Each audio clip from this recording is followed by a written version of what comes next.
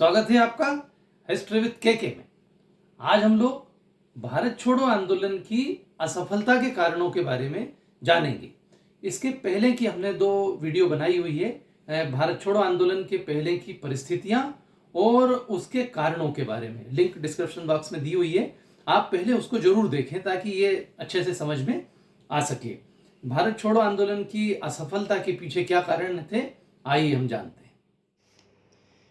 योग्य नेतृत्व का अभाव। आप इसको देखेंगे कि आप कहेंगे कि भाई योग्य नेतृत्व का अभाव कैसे हो सकता है। जब गांधी जी जैसा नेता इस आंदोलन को शुरू करने वाला था तो फिर योग्य नेतृत्व का अभाव कैसे हुआ। बिल्कुल सही। लेकिन आपने पिछला हमारा वीडियो देखा होगा इस आंदोलन के बारे में, लिंक डिस्क्रिप्शन बॉक्स में है। तो आप देखेंगे कि आंदोलन आरंभ होने से पहले ही 9 अगस्त की रात्रि में ही गांधी जी और अन्य बड़े जितने भी नेता थे उन सबको गिरफ्तार कर लिया गया था। तो जब उन्हें गिरफ्तार कर लिया गया तो ऐसी स्थिति में ये आंदोलन नेतृत्वहीन हो गया। योग्य नेतृत्व ना मिल पाने के कारण जनता ये तय नहीं कर पाई कि उन्हें करना क्या है। तो योग्य नेतृत्व का एक अभाव इस आंदोलन की असफलता का एक कारण था। दूसरा जो कारण था वो सभी वर्गों का साथ ना देना एक कारण था। कैसे कि इस आंदोलन में जो सभी वर्ग थे वो आंदोलनकारियों के साथ नहीं थे। जैसे यदि हम देखें तो सरकारी कर्मचारी, सेना, पुलिस, देसी राजा आदि सभी सरकार के प्रति वफादार थे, जिसके कारण सरकार को इस आंदोलन को दबाने में कोई ज़्यादा परेशानी नहीं हुई।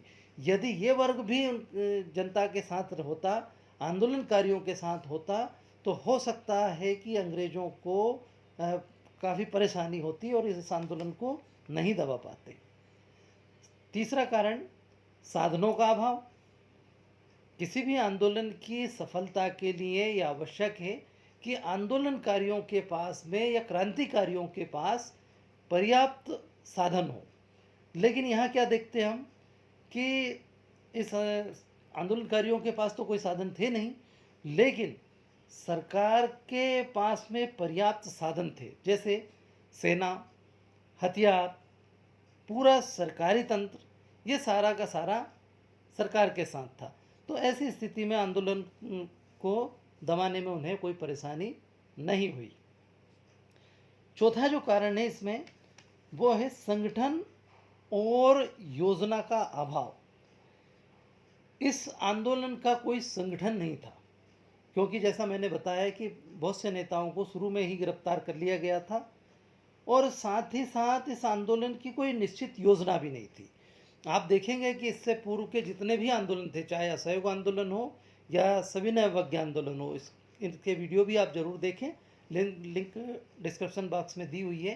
तो इससे पहले हमने असहयोग आंदोलन के कार्यक्रमों के बारे में वीडियो बनाया हुआ है, आप उसको ज़रूर देखें। तो जितने भी पहले गांधी जी ने आंदोलन किए थे उनका पहले एक निश्चित कार्यक्रम देते थे, तो जनता को ये मालूम होता था कि हमें कब और कैसे और क्या करना है।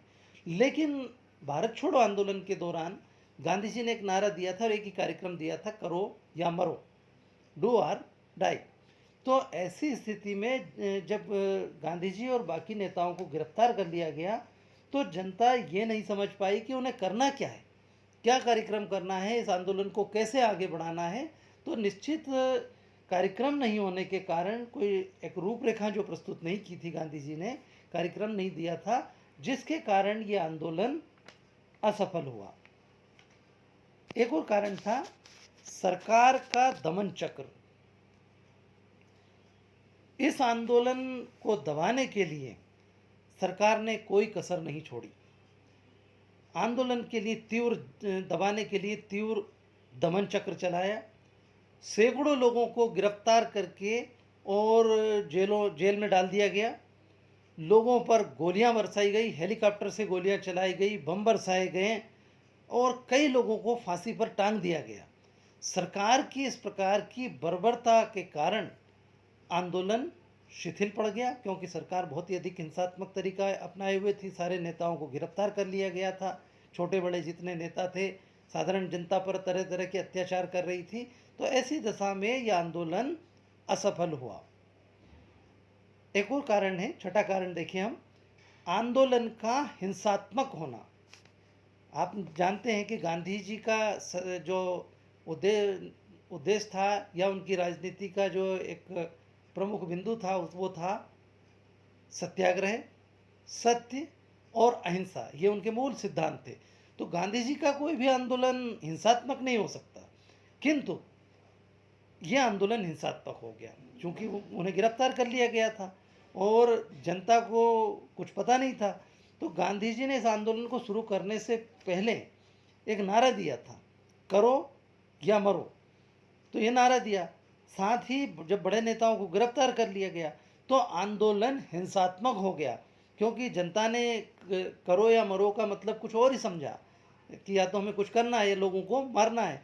तो हिंसात्मक तरीके हो जाने के कारण ये अपनी जो सहानुभूति थी आम लोगों की इसने खो दी और सरकार को भी इसको दबाने का मौका मिल गया।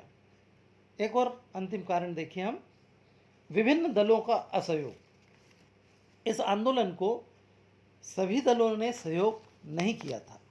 बहुत से कारण थे। उसके कारणों पर यदि देखें हम, क्योंकि वैचारिक असमानता थी, वैचारिक मतभेद थे, जिसके कारण सभी दल इस आंदोलन को, कांग्रेस के इस आंदोलन को सहयोग नहीं दे रहे थे। जैसे मुस्लिम लीग इसको सहयोग नहीं कर रहा था, साम्यवादी दल इसको सहयोग नहीं कर रहा था, हिंदू महासभा ने भी इसका विरोध किया क्योंकि गांधी जी के पूर्व के आंदोलन से वो अप्रसन्न थे और उन्हें लगता था कि गांधी जी आंदोलन तो बड़ी एकदम उत्साह से शुरू करते हैं किंतु वो बहुत ही जल्द उनको ख़त्म कर देते हैं, तो कुछ मिलता नहीं है। इस कारण से वो भी इनसे नाराज़ थे, तो गांधी जी की नीतियों से नाराज़ थे। तो इस कारण से सभी वर्गों के द्वारा इसको सहयोग नहीं दिए जाने के कारण ये आंदोलन असफल रहा। अब हम कोई कहेगा कि साहब असफल नहीं कह सकते, बिल्कुल नहीं कह सकते, पूरी तरह से असफल नहीं हुआ, किंतु ये तो कहेंगे कि भाई इसको जो मूल उद्देश्य था कि हम अंग्रेज़ों को इस देश को छोड़ करके जाना है, तो वो उस उद्देश्य में हम 1942 में जो ये आंदोलन हुआ था वह उसमें सफल नहीं हुआ। चाहे 1947 में ज़रूर अंग्रेज़ देश छोड़ करके चले गए, किंतु इस समय तो सफल नहीं हुए थे। इस कारण से इसको माना जाता है कि आंदोलन असफल रहा। आशा है आज के मेरे इस वीडियो से आपको भारत छोड़ो आंदोलन की असफलता के कारण समझ में आ गए होंगे। यदि वीडियो अच्छा लगे तो प्लीज़ इसे शेयर करें, लाइक करें। Thank you very much.